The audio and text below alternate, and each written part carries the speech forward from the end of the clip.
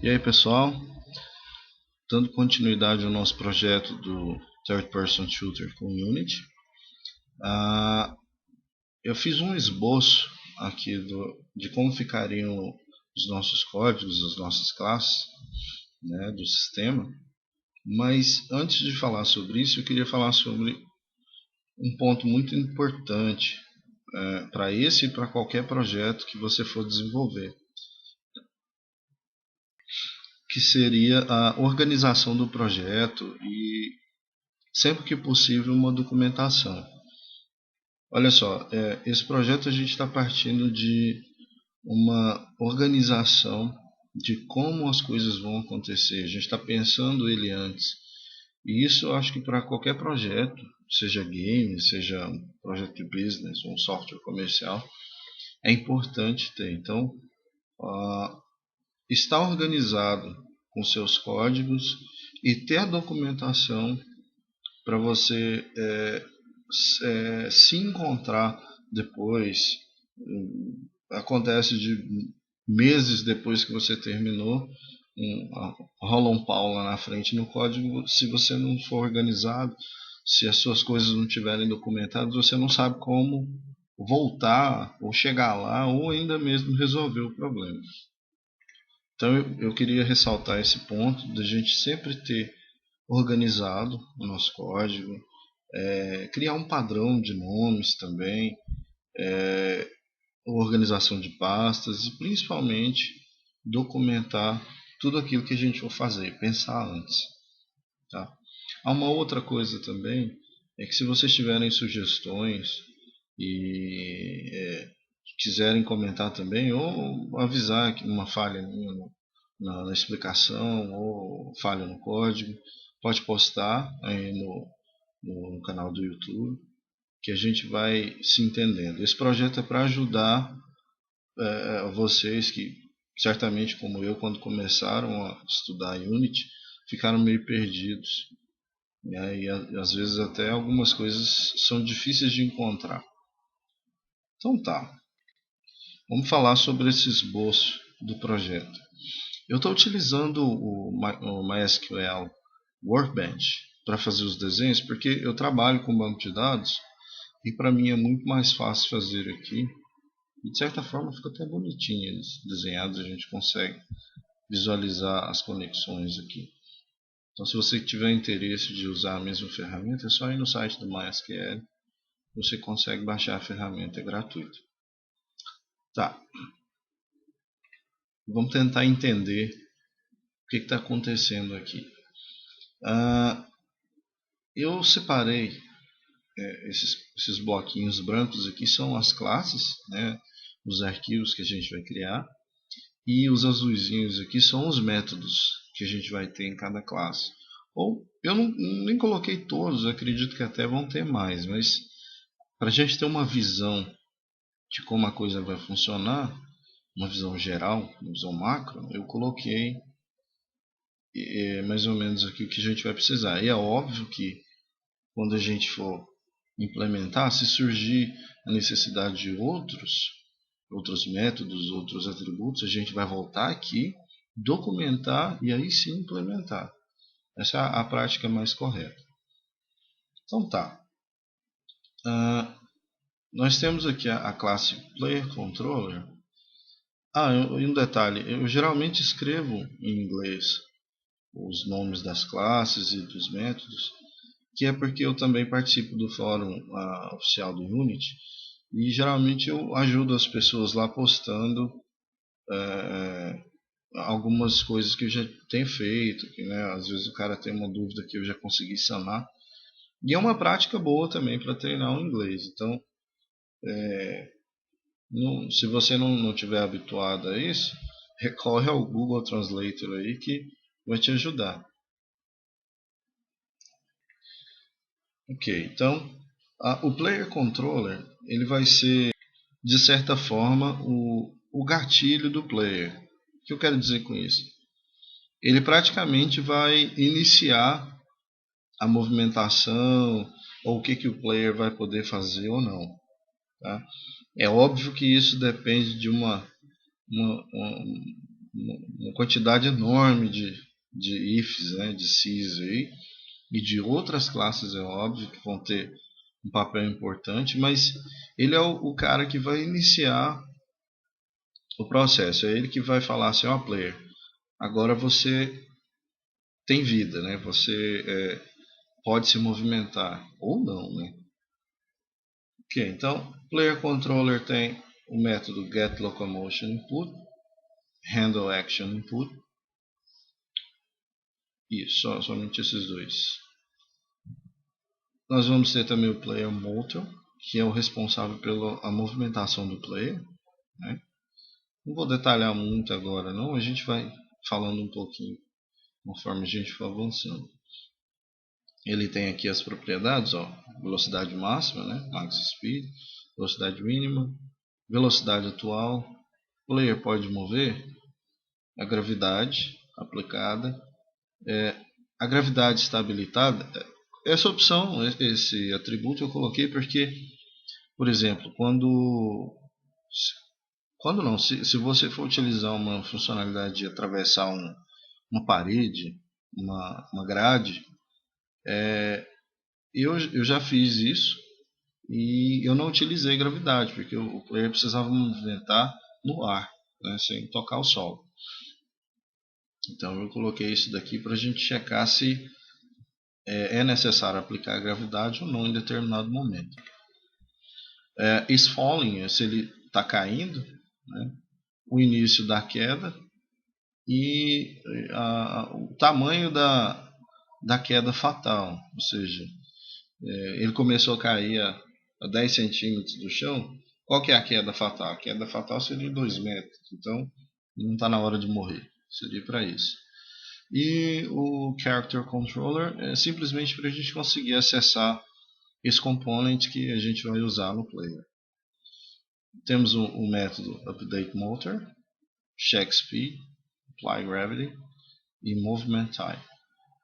Já a gente vai falar sobre o que cada um desses faz. A gente tem mais aqui embaixo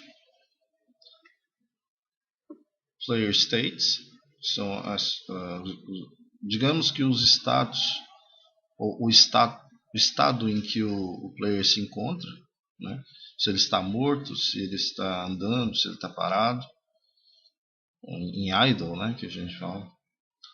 Ele possui aqui o método set, que você passa o parâmetro player states, e nós vamos falar mais o porquê ter um método. A gente podia simplesmente adicionar um valor a essa variável state, né? Mas eu decidi fazer isso aqui por uma outra razão, uma questão de debugging. E a gente vai chegar lá, você vai entender melhor. O Skeleton Helper, composto da classe Player Skeleton, tem uma funcionalidade interessante. Uma coisa que eu não vi o pessoal fazer na maioria dos tutoriais que eu vi por aí, mas é uma coisa que me ajudou bastante desde a primeira vez que eu comecei a utilizar. Vamos imaginar que você, em determinado momento, precisa esconder todas as partes do corpo do player. Então, normalmente você faria uma busca, né, ou criaria uma classe para guardar esses transforms ou esses game objects que compõem o corpo do player, e em um certo momento você esconde ele para esse caso. O que eu fiz aqui foi uma coisa um pouco mais abrangente. Serve para esse caso, se eu quiser esconder uma parte ou certa parte do corpo, né? E também serve para eu utilizar em tempo real, já guardado essas informações, tanto do esqueleto, né, os joints, bones, como você preferir, e qualquer outro objeto relacionado ao player. Então, por exemplo, digamos que num certo momento do game eu preciso acessar o braço, a mão do player e posicionar em cima da cabeça, por exemplo. Eu não vou precisar fazer uma pesquisa entre os filhos do esqueleto do player para saber onde é que está a mão esquerda, por exemplo. Bom, eu simplesmente chamo a classe esqueleto e falo, olha, me dá a mão esquerda. Então a gente já tem gravado ali todos os objetos que a gente vai precisar referentes ao corpo, ao esqueleto do nosso player. A gente até pode estender isso para armas também, uma vez que nessa classe a gente vai guardar partes do corpo, né? Isso é uma coisa para a gente ver mais à frente. Bem, vamos dar uma detalhada a mais aqui. Eu fiz aqui uma simulação que seria a seguinte. Player Controller iniciou, né? Iniciou o game. Ele vai procurar lá no método update, né? Que é a cada frame ele vai chamar o get locomotion input e o handle action input. Esses dois métodos eles vão ser chamados no método update, né, do Unity. Só porque eles só podem ser executados se o player states, se o atributo state da classe player states for diferente do status de morte. Né? Por enquanto a gente vai utilizar isso. É óbvio que em algum outro momento, sem ser um momento de morte, por exemplo, se ele estiver falando com alguém no momento de diálogo, isso aqui não pode ocorrer. Né? Mas para esse primeiro momento, a gente vai verificar se o player morreu. Então, se na classe player states o state atual, né, que é esse variável state, for diferente do state de morte, aí sim esses métodos aqui vão ocorrer. Então, o que o getLocomotion input deve fazer? Ele deve chamar a locomoção do sistema, que é o player motor, um método da classe player motor. Então, iniciei, é diferente de morte, ok, então podemos nos mover. E o update motor da classe player motor tem esse papel de verificar qual a velocidade que a gente pode utilizar na movimentação, se ele deve aplicar gravidade com base na variável isGravityEnabled e qual o tipo do movimento a ser aplicado. Por que o tipo do movimento aplicado? Existem várias formas de se movimentar o player em cena. Você pode... Tem aquela forma de movimentação do FPS, né, de primeira pessoa, que é para frente, para trás e strafe, que é para esquerda e para direita, sempre olhando para frente. Tem aquele tipo de movimento que você, apertando a setinha do teclado para cima ou o seu joystick para cima, é sempre para frente. Se você apertar para cima e para a esquerda, ao invés dele fazer um strafe, ele faz uma curva, né? Ele vai virando, vai andando e virando à esquerda. Então, assim, para facilitar, e eu sempre gosto de trabalhar com uma possibilidade diversa, eu decidi criar esse controle de tipo de movimento. Porque, principalmente para esse projeto, o player vai se movimentar de duas maneiras. Ele vai se movimentar sempre para frente, girando para os lados, né, ou para trás, quando ele não estiver armado. E quando ele estiver de posse de uma arma, aí sim ele vai utilizar o movimento de strafe de para frente e para trás.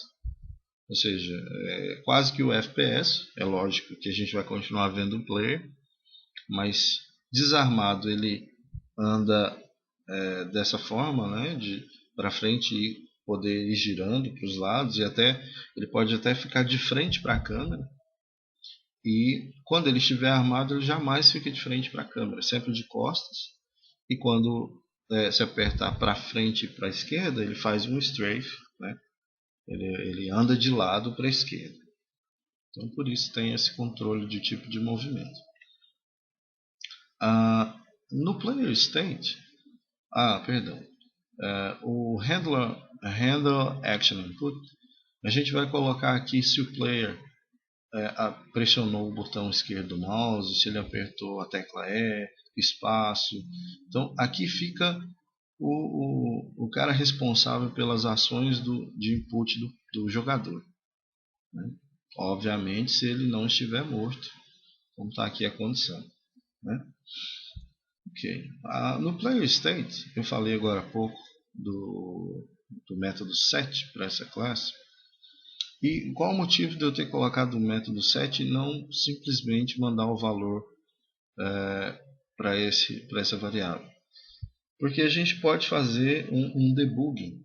Vamos supor que a gente queira saber qual foi o último status que o player atingiu e qual o status atual dele, né? A situação atual. Então, por exemplo, com o set eu tenho condições de, se o debug state estiver ativo, que é essa variável, a gente imprimir, né, no debugger do Unity lá o seguinte: olha, o estado era idle e agora ele está andando, era correndo, agora ele está parado, né? Então, único e exclusivamente para isso. Se você achar que isso aqui não tem efeito para você, você não precisa fazer, pode mandar armazenar direto aqui na variável e não faz diferença. Tá? Para o sistema em si não vai influenciar em nada. Isso aqui é meramente para ajudar a gente a debugar o game. E possivelmente quando o game estiver pronto, isso aqui não tem utilidade. Ou melhor, o debug não tem utilidade, né? Porque setar o valor por aqui vai continuar funcionando. No skeleton, perdão, nós temos aqui o find in children, que é um método que eu utilizei com o link para encontrar game objects ou transforms na hierarquia de um game object. Por exemplo, eu quero encontrar o dedinho mindinho da mão esquerda do meu esqueleto. Então eu simplesmente passo aqui, ó, qual game object, que é o dono da hierarquia, né, o root, e eu passo o nome do objeto que eu quero, o nome do game object que eu quero encontrar. Simplesmente isso, ele dá uma varrida lá, tenta encontrar e devolve o objeto. O research é um método que ele vai acontecer praticamente uma vez só, que é quando o script iniciar. Se nas variáveis do esqueleto, que é a pelvis, as pernas, o joelho, etc., não estiverem marcados, não estiverem preenchidos, estiverem nulos, ele vai tentar fazer uma pesquisa e tentar mapear todos as partes do corpo do nosso player, inclusive as partes que são skinned mesh, né, que são peles, né, que se aplicam nos ossos do esqueleto. Se você não tiver familiarizado com isso, basta você dar uma pesquisadinha no Google sobre o que é skinned mesh e você vai entender o que eu estou falando. Mas esse método basicamente faz só isso, mas é um papel importante. E quando a gente tiver na implementação dele, você vai entender melhor o papel dele. Bom, é isso aí, pessoal. Nós agora, no próximo vídeo, nós vamos partir para o início do projeto, né, físico, implementação de código e alguns testes. Até lá!